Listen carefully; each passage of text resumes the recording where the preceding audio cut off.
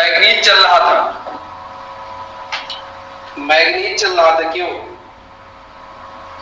इसका biological significance दिखाना होगा।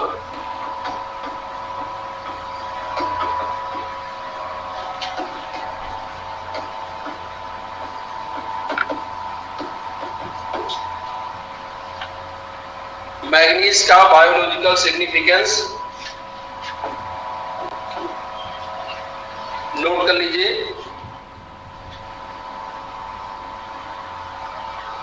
पहला point, manganese is essential, manganese is essential for growth development. पहला है manganese is essential for growth development and reproduction, growth development and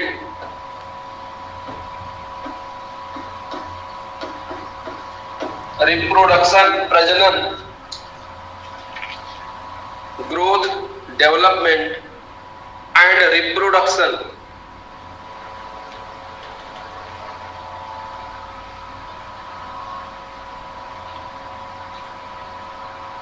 दूसरा है, दूसरा, it is also essential, it is also essential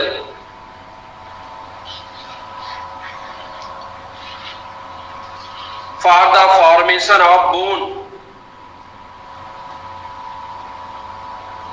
for the formation of bone, हड्डियों के निर्माण के लिए भी इसकी आवश्यकता होती है। It is also essential for the formation of bone।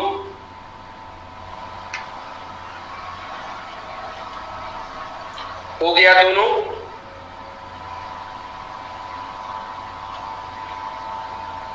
It is also essential for the formation of bone। तीसरा है,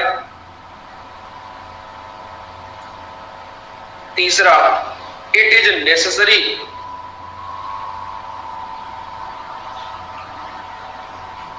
तीसरा है it is necessary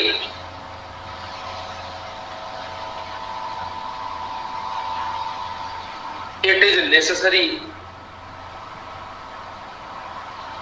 for the functioning, it is necessary for the functioning, function करने के लिए, functioning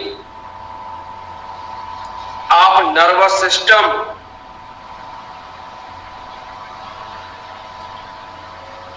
it is necessary for the functioning of nervous system।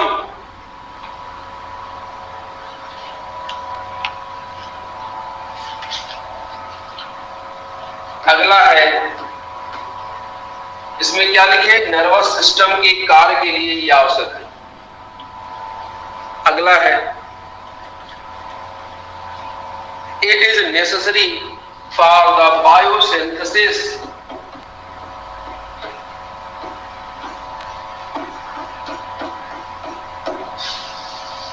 It is necessary for the biosynthesis of cholesterol,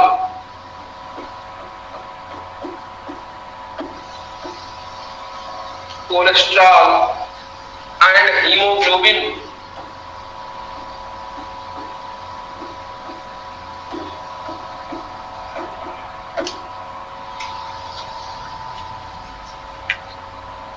it is necessary for the biosynthesis, जैविक संश्लेषण of cholesterol and haemoglobin.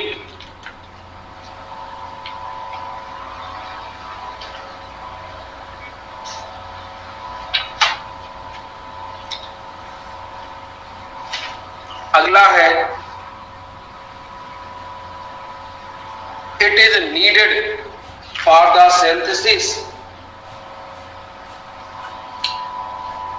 Of glycoprotein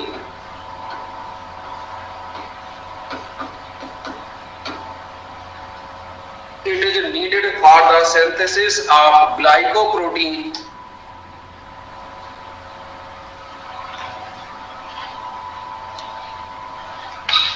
तो ये हो गया इसका biological synthesis, biological significance. Glycoprotein के synthesis के लिए इसकी आवश्यकता होती है। ठीक है भाई, इतना क्लियर? सेंटेंस क्लियर करना है, बाकी तो आप जान ही रहे। आगे लिखाया जाए, कुछ छूटा है? आगे चलें।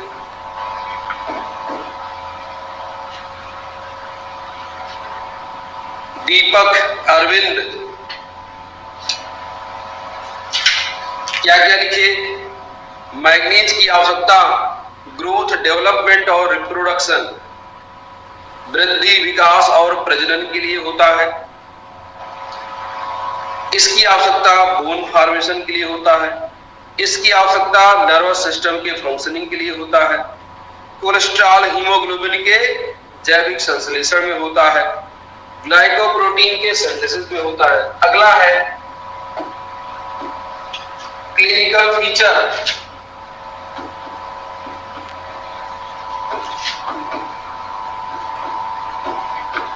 Clinical feature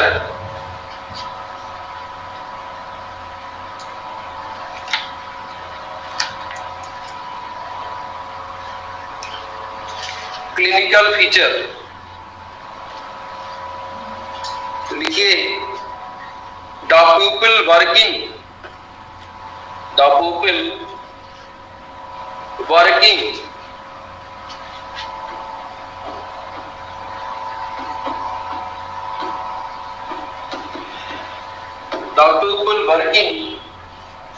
in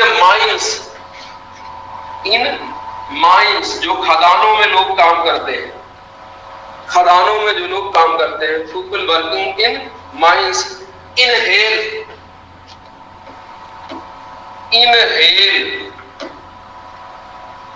large amount of manganese. Inhale large amount of manganese. Inhale का मतलब होता है अंदर सांस खींचना। तो जो लोग खदानों में काम करते हैं वो ढेर सारा मैग्नीज सांस के साथ अंदर खींच लेते हैं, यानी श्वसन क्रिया में उनके अंदर ढेर सारा मैग्नीज पहुंच जाता है। Full stop. ठीक है, इतना। They suffer from manganese toxicity. They suffer from manganese toxicity.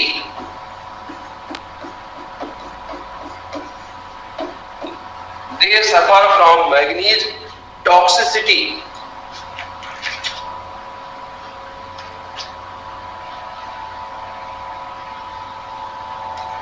है, लिखे है ना?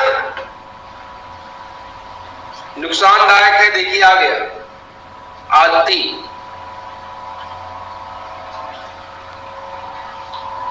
नुकसानदायक है। अगले लाइन से लिखिए।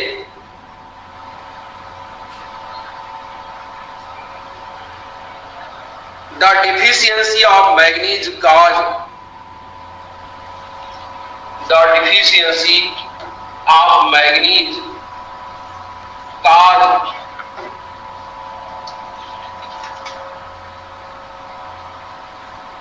चलिए नोट करिए, फिर से देखिए। They suffer from manganese toxicity. They suffer from manganese toxicity.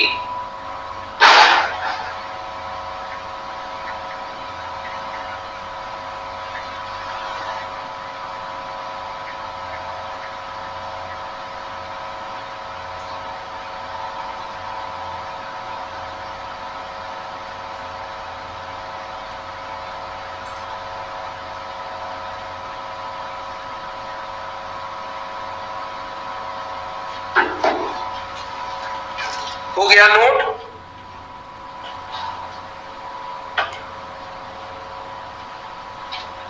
उसी में और बढ़ाना हो तो नोट कर लीजिए, विषैलापन और क्लियर करना हो।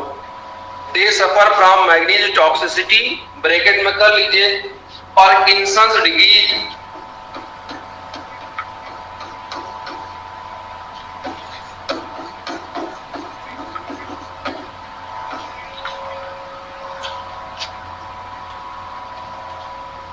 पार्किंसंस डिजीज, ब्रैकेट में उसी से आगे नोट कर लीजिए।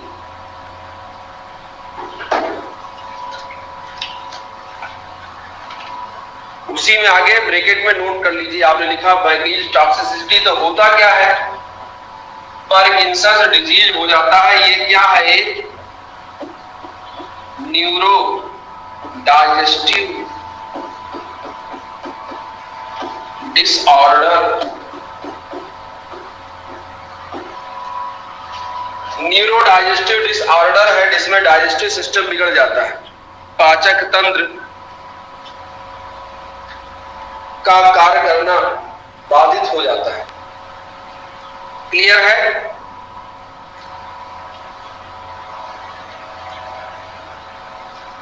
अब अगली लाइन से आप नोट कर रहे थे, the deficiency of manganese cause, the deficiency of manganese cause. अब कुछ पॉइंट बना के इसी में नोट कर लीजिए। Manganese cause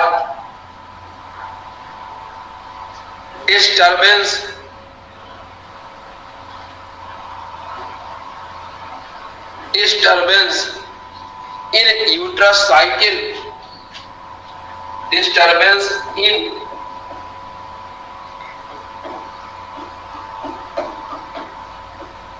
cycle, ESTROUS, cycle,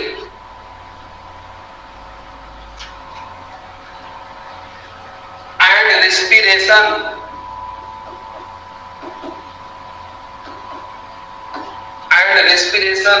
of fetus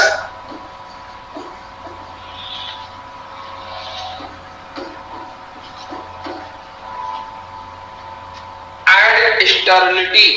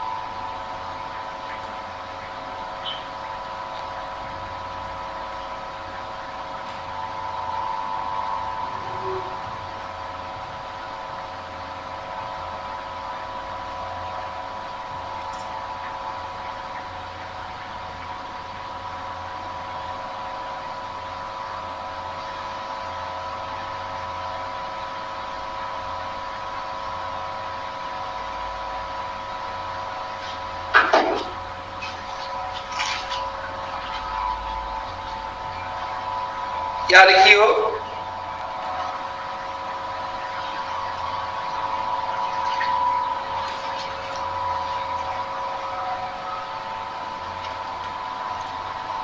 uterus नहीं है वो, ESTROUS है, यूट्रस नहीं है। यूट्रस दूसरी चीज है, ये दूसरी चीज। यूट्रस साइकिल स्टेरस है, यूट्रस नहीं है। ESTROUS,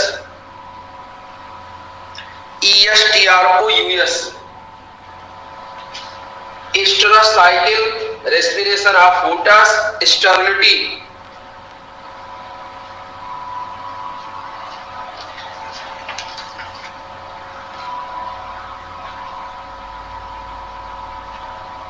ठीक है, अगला point, respiration of foetus, sterility. Foetus माने क्या? जो भ्रूण बनता है उसका रेस्पिरेशन। यूट्रस साइकिल का मतलब क्या है? ये सब बायो में आपने पढ़ा है। स्टेरिलिटी,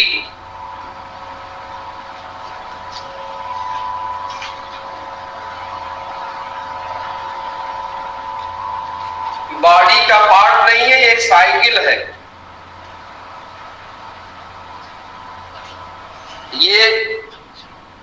साइकिल है। अब इसको बाय वाले आपको बढ़िया से समझाएंगे।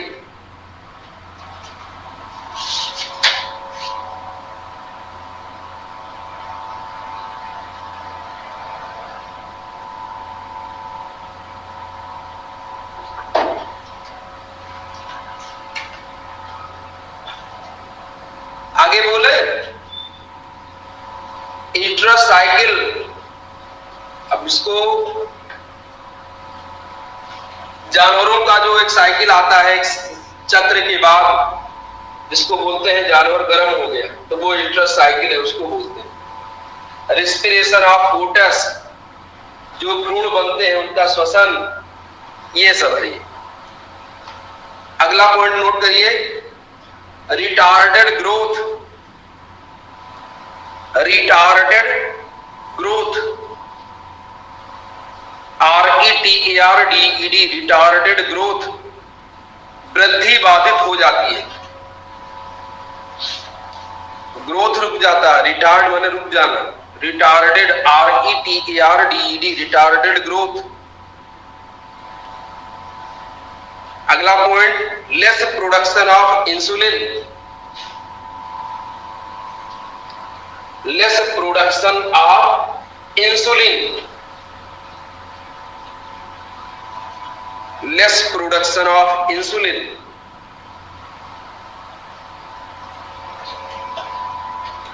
पोरोसिस and bone deformation. Porosis and bone deformation. Porosis and bone deformation, हड्डियों में पोर्स बन जाते हैं। अब बोन डिफॉर्मेशन, हड्डियों का जो रूप है वो बिगड़ जाता है। पोरोसिस, हड्डियों में वही जिसका मतलब हड्डियां खोखली हो जाती हैं और हड्डियों का जो रूप है वो बिगड़ जाता है। तो ये हुआ, इतना क्लियर है सारा। पार्किंसंस डिजीज क्या है? न्यूरोडाइजेस्टिव डिसऑर्डर, जिसमें न्यूरोडाइजेस्टिव डिसऑर्डर में आता है IBS रोग, जिसमें पाचन तंत्र जो है उसका सिस्टम बिगड़ जाता है, बार बार खाने के बाद जाने की इच्छा होती है। तो यह है न्यूरोडाइजेस्टिव डिसऑर्डर। जो डाइजेस्टिव सिस्टम है वो माइंड से कंट्रोल होता है। आपने पढ़ा होगा बायो में, वैगस नर्व होती है, वैगस नर्व के द्वारा जो पाचक तंत्र। इसलिए कभी कभी देखिए जब परीक्षा में कुछ लोग बैठते हैं या कोई हड़बड़ी होती है तो उनको पहले लैट्रिन लग जाती है। तो क्यों ऐसा होता है उनका, जबकि नॉर्मली पेट सही होता है, लेकिन जब कोई हड़बड़ी होती है तो उनको तुरंत, बहुत लोगों की आदत होती है कि जब परीक्षा जाने गए या कुछ परीक्षा में कुछ लगा कि पेपर टफ है या कोई और हड़बड़ाहट हुई तो सबसे पहले वो लैट्रिन जाते हैं। तो ये है न्यूरो, नर्वस सिस्टम से गड़बड़ हो रहा है, इसलिए बार बार उनका डाइजेस्टिव सिस्टम डिसऑर्डर कर रहा है, बिगड़ रहा है। तो ये है न्यूरो डाइजेस्टिव डिसऑर्डर। बोलिए क्लियर? पहला पार्किंसंस डिजीज क्लियर हुआ? कमेंट करिए कि जिसका मतलब है न्यूरो डाइजेस्टिव डिसऑर्डर। उसके बाद है ये यूट्रोसाइकिल। यूट्रोसाइकिल का मतलब क्या है? वही जो जानवर एक निश्चित समय के बाद गर्म हो जाते हैं उसी को बोला जाता है यूट्रोसाइकिल। रेस्पिरेशन ऑफ फोटस, रेस्पिरेशन ये मादाओं का लक्षण है, एक निश्चित साइकिल के समय के बाद गर्म होना, जिसको मासिक चक्र बोलते हैं। उसके बाद रेस्पिरेशन ऑफ फोटस, जो अंडाणु बनते हैं उनका श्वसन तंत्र, उनका श्वसन प्रभावित होता है। स्टर्निटी, स्टर्निटी मतलब क्या? बांझपन, स्टर्निटी यानी बांझपन। पोरोसिस माने हड्डियों में पोर बन जाना, छेद बन जाना।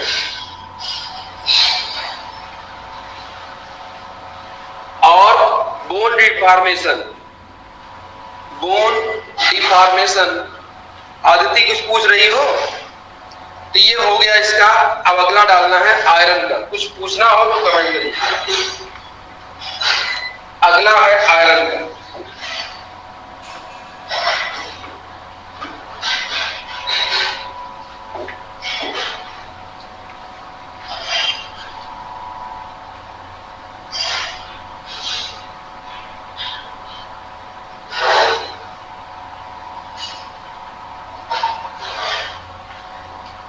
अब अगला है आयरन का।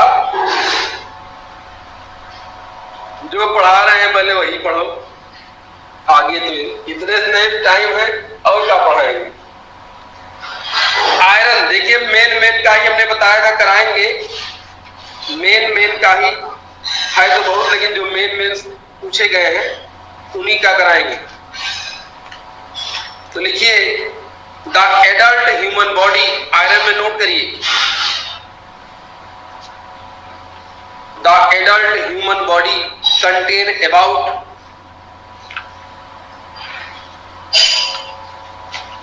the adult human body contain about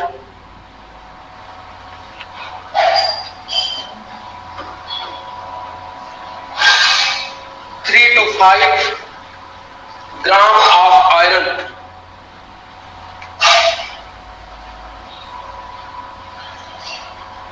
3 to 5 gram of iron। जो वयस्क व्यक्ति का शरीर है उसमें 3 से 5 ग्राम आयरन होते हैं। फिर से देख लीजिए, the adult human body contain about 3 to 5 gram of iron. 3 to 5 gram of iron, full stop. About 70%, 70%, about 70% of iron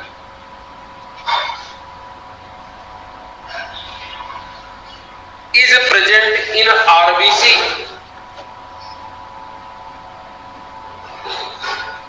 is present in RBC।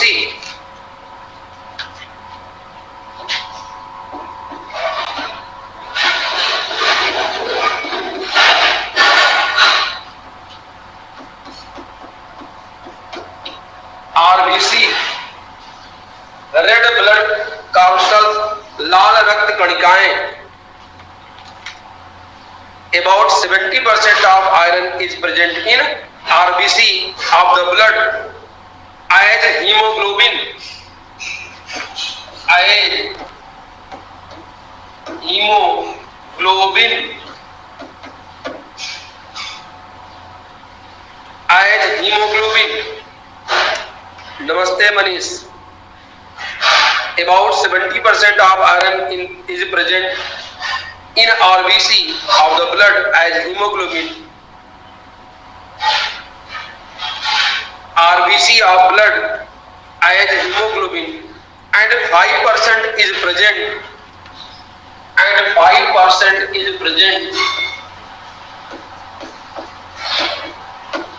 in myoglobin। 5% is present in myoglobin।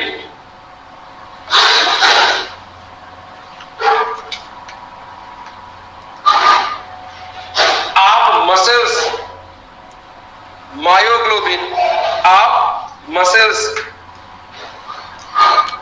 देखिए फिर से, about 70% of iron, about 70% of iron is present in RBC,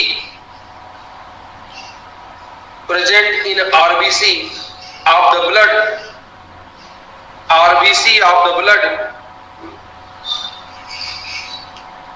as hemoglobin। RBC of the blood as hemoglobin, and 5% is present, and 5% is present in myoglobin of muscles, in myoglobin of muscles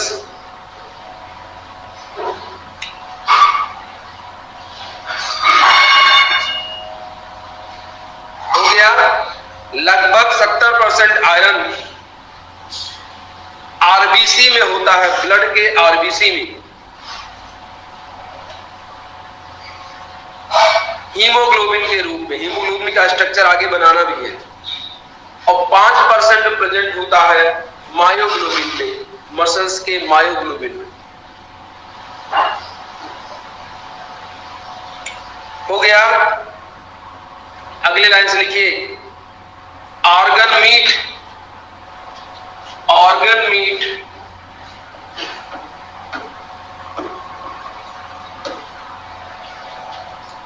organ meat bracket में लिखिए liver, liver, kidney, heart and spleen. Myoglobin का Dilip structure बनवाएंगे। Haemoglobin और myoglobin ये iron के complex है, iron के complex हैं। हीमोग्लोबिन और मायोग्लोबिन दोनों का स्ट्रक्चर पढ़ना है, इसी चैप्टर में पढ़ना है, तो वहां आपको क्लियर हो जाएगा हीमोग्लोबिन और मायोग्लोबिन दोनों। इसलिए अभी उसमें डिटेल में नहीं जाते हैं। अभी इतना ही जान लीजिए कि आयरन का कॉम्प्लेक्स है ये, जिसमें बीच में सेंट्रल मेटल के रूप में Fe2+ होता है और चारों तरफ टेट्राडेंटेट साइक्लिक लिगेंड होते हैं, जो आपको आगे बताया जाएगा, स्ट्रक्चर आपको मिलेगा। चलिए, ऑर्गन मीट ब्रैकेट में नोट कर लीजिए, liver, kidney, heart and spleen. अंगों का मांस, कौन से अंगों का मांस? लीवर वाला, जानवरों का लीवर हो, किडनी हो, हार्ट हो और स्प्लीन हो। ब्रैकेट बंद, आगे लिखिए।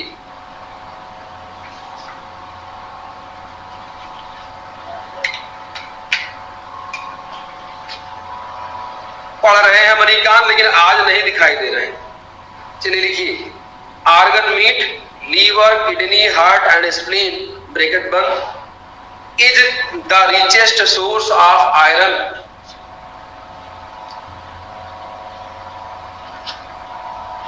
is the richest source of iron, is the richest source of iron, full stop।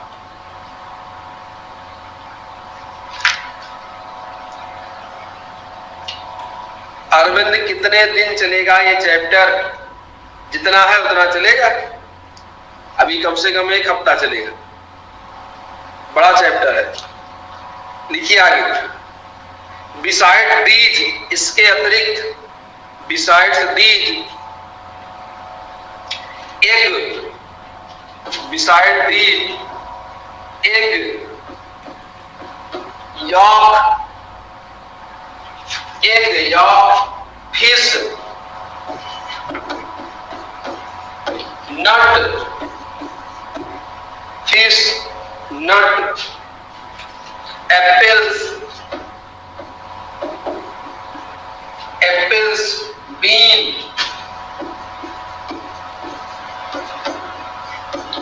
Pulses, pulses are the good source of iron. Beside these, इसके अतिरिक्त, एग, यॉक, एग यॉक, इतना एक साथ, fish, nut, apples, beans, pulses are the richest source of iron, या good source of iron. Good source of iron लिख लीजिए।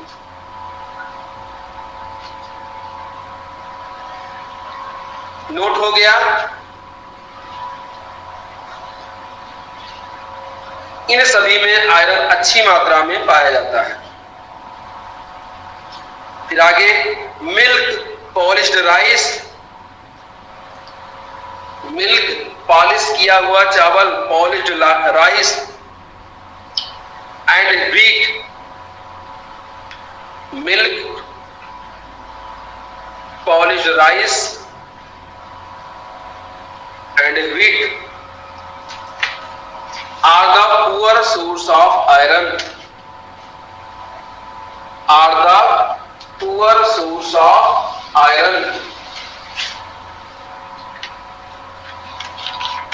ठीक है भाई। पॉलिश किए हुए चावल में, गेहूं में, दूध में आयरन बहुत कम मात्रा में होता है, इनमें अच्छी मात्रा में होता है। और जो आर्गन मीट है वो सबसे ज्यादा मात्रा में उसमें पाया जाता है। इतना क्लियर है मनीष?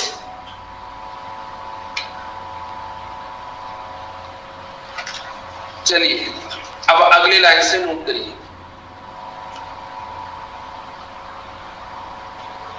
एन एडल्ट नीड, एक वयस्क व्यक्ति को आवश्यकता होती है।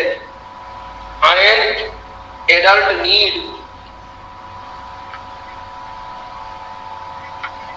An adult need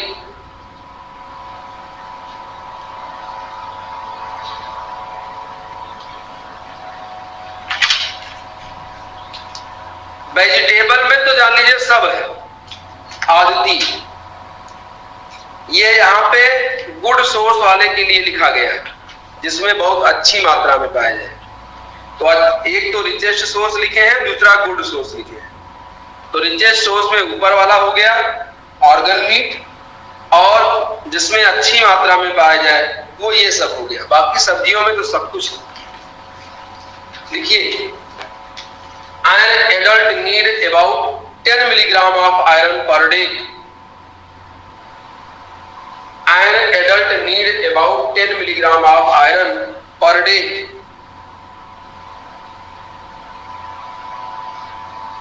An adult need about 10 milligram of iron per day.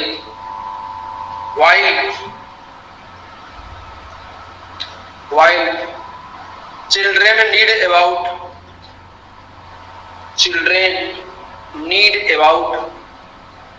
15 milligram, 15 milligram per day. Children need about 15 milligram per day. अब हेडिंग डाल दीजिए, बायोलॉजिकल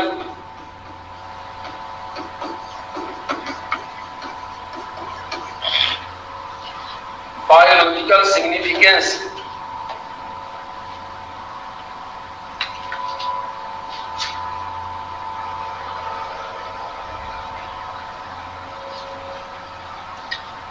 बायोलॉजिकल सिग्निफिकेंस पहला नोट करिए। तो आयरन हीमोग्लोबिन में होता है, और हीमोग्लोबिन का काम है जो हम सांस खींचते हैं फेफड़े में भर जाता है। फेफड़े में ढेर सारी छोटी छोटी कोशिकाएं होती हैं, छोटी छोटी प्रकोष्ठ एल्वुलाई जिसको बोलते हैं कोशिकाएं होती हैं। जब सांस खींचते हैं फेफड़ों में भरता है तो उन कोशिकाओं में ऑक्सीजन भर जाता है, एयर भर जाता है, और उस कोशिकाओं में पतली पतली परमिएबल मेम्ब्रेन वाली नसें होती हैं, जिससे होकर ऑक्सीजन ब्लड में चला जाता है, और ब्लड का जो हीमोग्लोबिन है उस ऑक्सीजन को लेकर ऑक्सी हीमोग्लोबिन में बदल जाता है, और वो ऑक्सी हीमोग्लोबिन ब्लड के माध्यम से शरीर के सभी अंगों तक पहुंच जाता है। तो पहला काम यही है कि ये ऑक्सीजन का संवहन करता है पूरे शरीर में। तो लिखिए, पहला लिखिए, iron is essential component, iron is essential component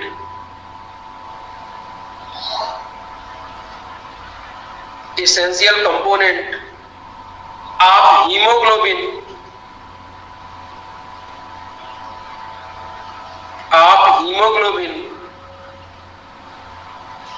and myoglobin. Iron is essential component of hemoglobin and myoglobin.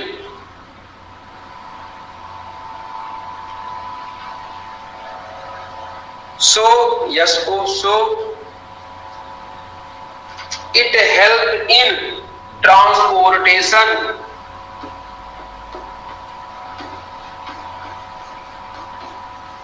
So it helped in transportation of O2 and CO2 help in transportation of O2 and CO2। फिर से देख लीजिए, iron is essential component of haemoglobin and myoglobin, so it help in transportation, संवहन, so it help in transportation of O2 and CO2।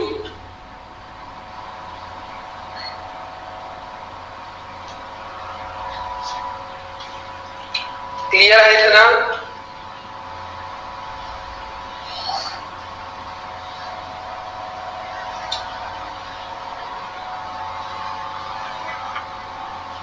अगला point, iron is associated with immune competence.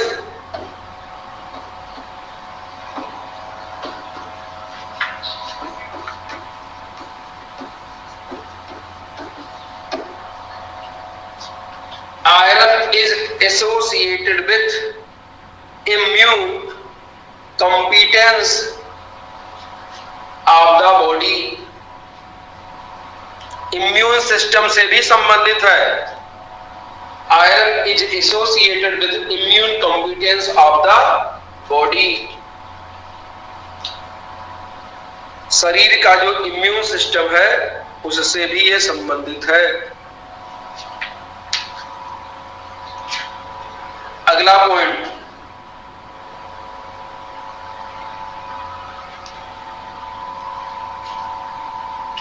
Iron is needed for phagocytosis.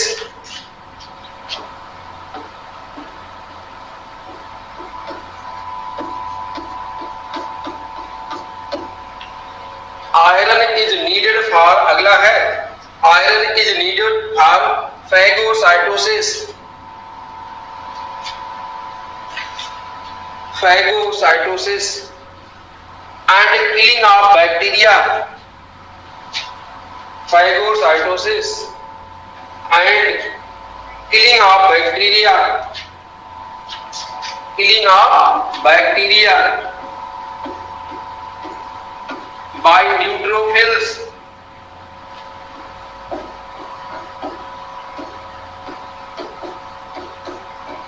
killing of bacteria by neutrophils.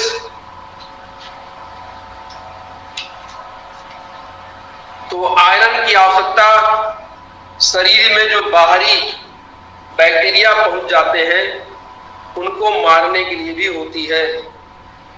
Blood में कई component होते हैं जिसमें neutrophils भी एक होता है।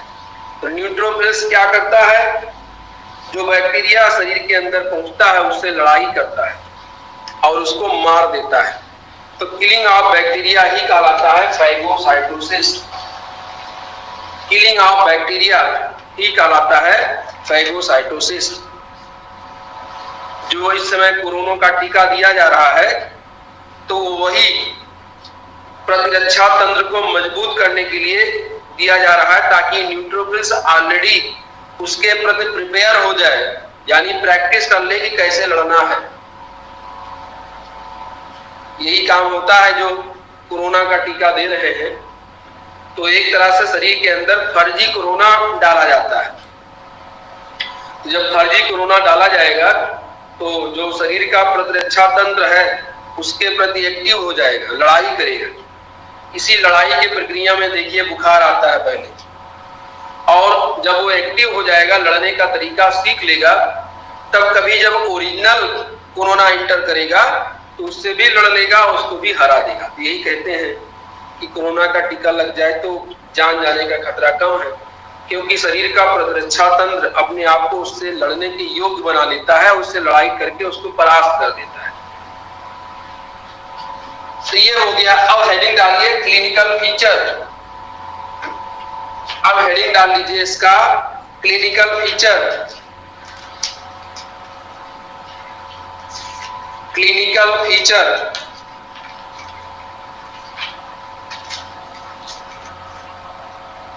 तो नोट करिए, डिफिशियंसी ऑफ आयरन,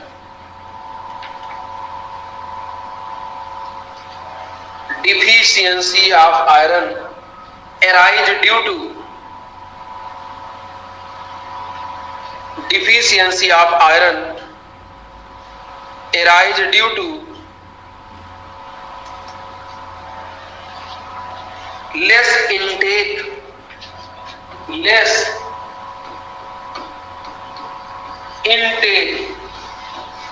माने अंतर्ग्रहण, अंदर लेना, less intake of iron, less intake of iron या excessive bleeding,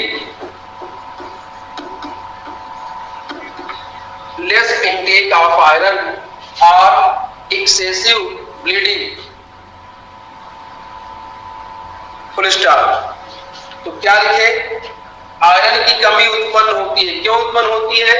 less intake of iron, iron को या तो कम लिया जाए भोज्य पदार्थ में, और या शरीर से बहुत ज्यादा मात्रा में ब्लीडिंग हो जाए तो आयरन की कमी हो जाती है। एक तो आयरन को कम लिया जाए भोज्य पदार्थ के द्वारा, दूसरा अगर शरीर से किसी कारण से बहुत ज्यादा ब्लीडिंग हो जाती है तो डिफिशियंसी ऑफ आयरन, आयरन की कमी हो जाती है। Full stop. आगे लिखिए, deficiency of iron cause anaemia,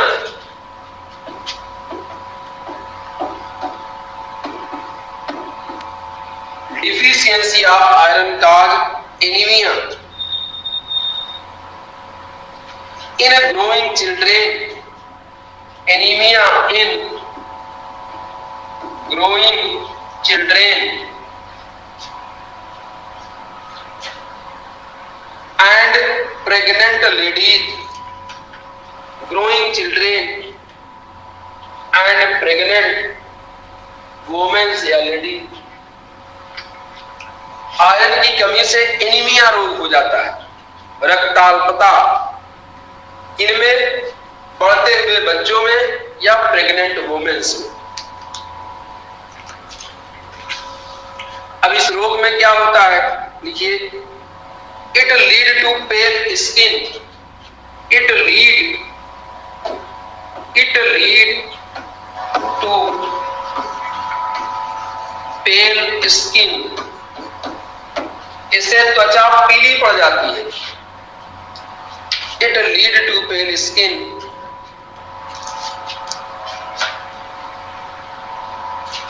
fatigue, त्वचा पीली पड़ जाती है, मूर्छा आती है, पल्पिटेशन,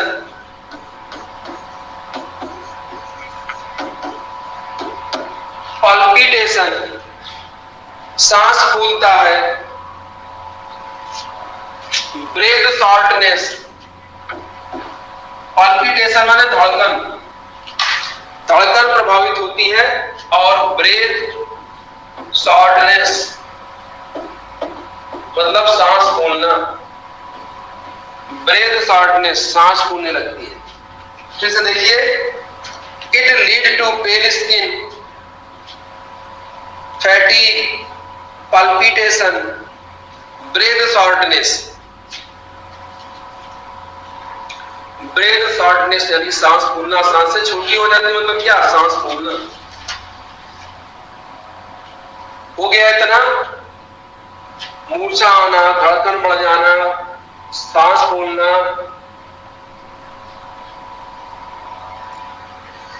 मनीष क्लियर है?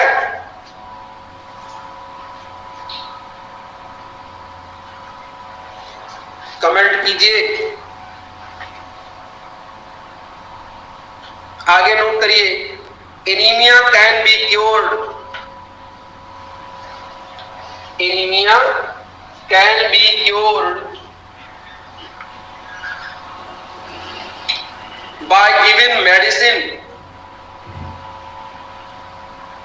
Anaemia can be cured by given medicine containing iron anaemia can be cured by giving medicine containing iron.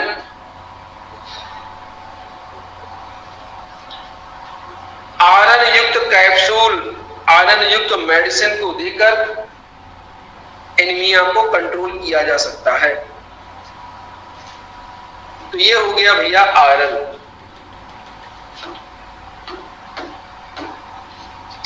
Arvind 2-3 और है, क्या करें, छोड़ दिया जाए, जैसा कहिए। अरविंद आपका सिलेबस है, कहानी ही है, एक बार पढ़ लेंगे आ जाएगा। और 15 नंबर का चैप्टर है, 15 नंबर का लगभग चैप्टर है।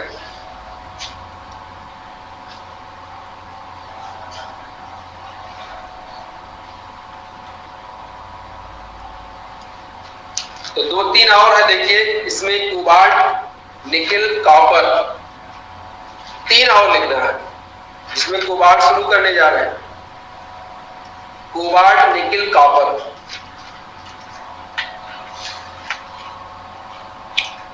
चलिए लिखिए, cobalt is the main part of vitamin B12। Cobalt is the main part of vitamin B12।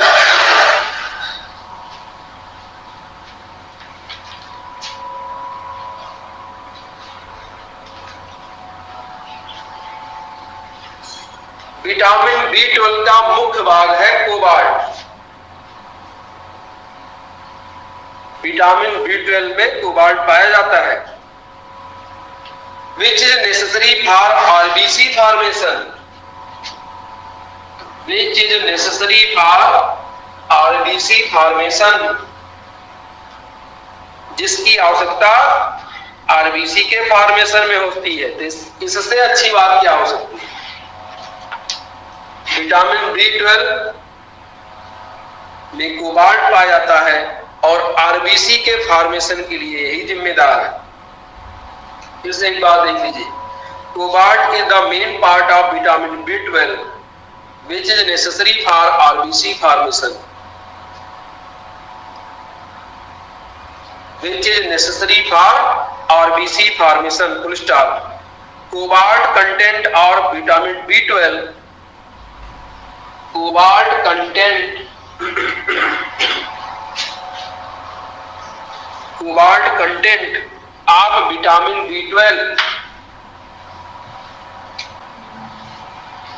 is 4%।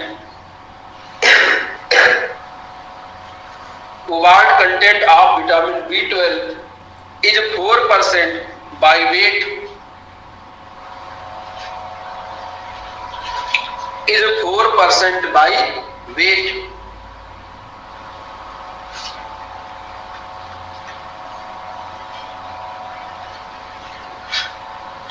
Vitamin B12 में वेट के हिसाब से 4% कोबाल्ट होता है बाय वेट। अगले लाइन लिखिए, total body content of cobalt, total body content of cobalt is 1.1 milligram. Total body content of cobalt is 1.1 milligram. शरीर में कुल इतना कोबाल्ट पाया जाता है।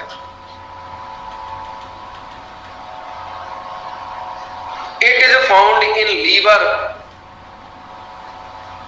इट इज फाउंड इन, शरीर के कहां पे ज्यादा पाया जाता है।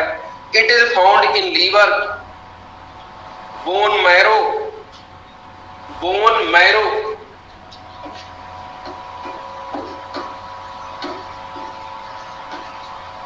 बोन मैरो, अस्थि मज्जा, हड्डियों के अंदर देखिए लाल पदार्थ होता है मांस जैसा, वही है बोन मैरो। वहीं पे ब्लड का फॉर्मेशन होता है, बायो में सब बताया गया होगा। ब्लड का निर्माण बोन मैरो से होता है। इसलिए देखिए जिसको ब्लड कैंसर हो जाता है तो उसका सिस्टम बोन मैरो से ही बिगड़ जाता है, वहीं से जो है ब्लड का फॉर्मेशन प्रभावित हो जाता है। अगर बोन मैरो सही रहा तो फिर ब्लड कैंसर नहीं होगा। It is found in liver, bone marrow and carrot. Liver, bone marrow and carrot. Full stop. फिर आगे है the salt of cobalt are soluble in water. The salt of cobalt are soluble in water. Salt of cobalt are soluble in water.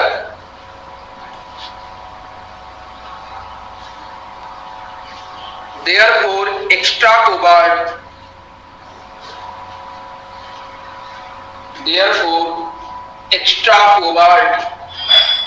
passes out with urine. Therefore, extra cobalt passes out with urine. इसलिए जो extra cobalt है वो urine के साथ बाहर निकल जाता है। तो क्या लिखे? Salt of cobalt are soluble in water. Cobalt का साल्ट वाटर सॉल्युबल है, इसीलिए cobalt passes out, extra cobalt passes out with urine. तो शरीर का जो एक्स्ट्रा कोबाल्ट है यूरिन के साथ बाहर निकल जाता है। आपने पढ़ा है दो प्रकार के विटामिन, वाटर सॉल्युबल और वाटर इनसॉल्युबल। तो वाटर सॉल्युबल विटामिन कौन से हैं? वाटर सॉल्युबल विटामिन कौन से हैं? बायो वाले कमेंट करें।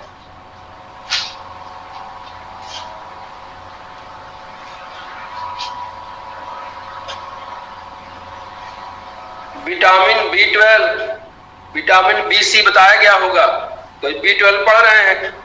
विटामिन B, विटामिन C ये बताया गया होगा। AD नहीं है, AD नहीं, BC। देखिए B में आप लिख भी रहे हैं। विटामिन B के कई पार्ट है, vitamin B1, vitamin B2, vitamin B3, vitamin B4, vitamin B6, vitamin B5, इस तरह से करते हुए 12 तक है, जिसका एक पोर्शन आप लिख रहे हैं। B सॉल्युबल है और C सॉल्युबल है, दो सॉल्युबल है। बायो में सब पढ़े हैं ये सब।